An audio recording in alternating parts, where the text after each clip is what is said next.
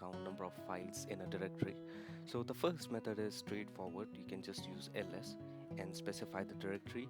Now I'm selecting current directory here, and once you select that, you can just specify the folder, or you can just add a pipe and then wc is used to count number of words, but in this case we are going to use it for number of files. So I'll just add -l to it, and then you can see number of files are 10.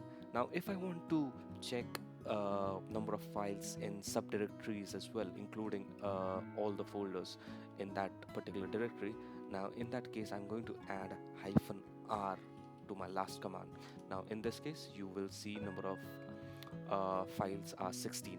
Now if I want to do it for just one particular folder, and I want to make sure that it's recursively added, and let's specify one of those folders, let's say sample folder, and if I do that, I see there's just one file.